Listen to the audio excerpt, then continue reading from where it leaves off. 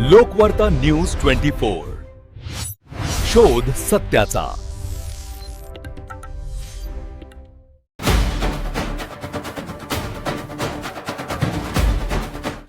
एक मिनिटासाठी सर्वांनी श्रद्धांजली वाहण्यासाठी शांत थांबायचं आहे।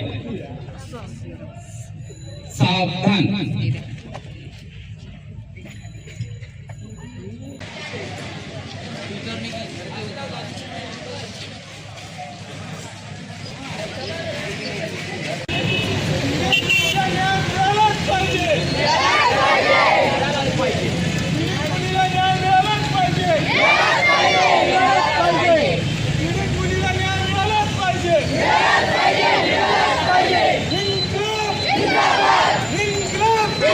तर सर्वात महत्वाची गोष्ट, राजकीय लोक जर प्रामाणिकपणानं आपापल्या जागी राहून जर प्रामाणिकपणानं काम केलं तर अशी घटना घडणार नाही। आज पोलीस प्रशासन, मला एक सांगायचं आहे तुम्हाला, ही घटना घडल्यानंतर या मुलीचं स्टेटमेंट आल्यानंतर आम्हाला रात्रीच्या 1 वाजेकोना पोलीस स्टेशनमध्ये ताटकळत बसावं लागलं। मी तुम्हाला सांगतो, उदगीरहून, लातूरहून महिला, जवळपास 50 महिला होते, जवळपास त्यांचे आई वडील सर्वजण 50 लोक, 100 तिथले लोक, 50 देगलूरचे लोक, म्हणजे असे 150 लोकांना जवळपास रात्रीच्या 1 वाजेकोना ताटकळत बसावं लागलं।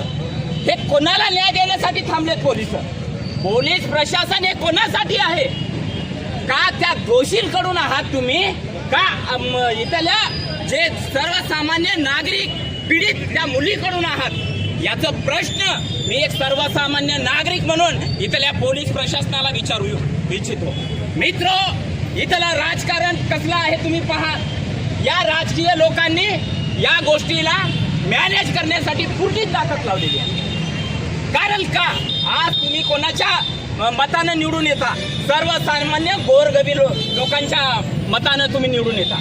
मग एक अंध विद्यार्थिनीवर अत्याचार होते, त्या विद्यार्थिनीच्या बाजूने तुम्ही राजकीय लोक थांबता का दोषी लोकांकडून थांबता? हे राजकीय लोकांचं पण आपण आज सविस्तरपणानं विचार केला पाहिजे। कारण हे राजकीय नाही, टाळ्या वाजू नका, सविस्तर प्रत्येक मुद्दा समजून घ्या। इथलं प्रशासन, इथलं राजकारण आणि इथली नैतिकता, या 3 गोष्टींवर आज आपल्याला प्रश्न उभा राहिलेला आहे। कारण मित्रो, आपण कुठल्याही देवीला माता म्हणतो, आपण देवीची पूजा करतो, कशासाठी करतो? तर या देशातल्या महिलांचं सन्मान व्हावा म्हणून। आज नुसत्या मूर्तीची पूजा करून तुम्ही महिलांचा जर अपमान करत असाल तर तुमची या पूजाला घेऊन काय करावा? भारत माता की जय म्हणता तुम्ही, मग इथली स्त्री आहे का सुरक्षित? इथले राजकीय नेते आज नुसतं देगलूर मधलंच नाही तर पूर्ण भारत देशामध्ये आज महिलांचे अत्याचार जर काढलं तर 3-4 मिनिटाला एक रेप होत आहे। आज या देशातली परिस्थिती अशी आहे की राजकारण हे आरोपी जे महिलांच्या त्यांचा अत्याचार करतात ते लोक जेलमधून सुटल्यानंतर त्यांचा सत्कार होते। आणि सोनम वांगचुक सारखा चांगला माणूस जर इथल्या विद्यार्थ्यांसाठी, या विद्यार्थ्यांना न्याय मिळावं या उद्देशानं जो तो उपोषणला बसतो तर 20व्या 19व्या दिवशी त्याला उचलून नेल्या जाते। हे कुठली सरकार आहे? हे मानवतावादी लोक आहेत का? हे विचार केलं पाहिजे। आज या देशातलं शिक्षण आज कोण्या पातळीला गेलेले आहे? ज्यांच्याकडे पैसा आहे त्यांना शिक्षण मिळत आहे।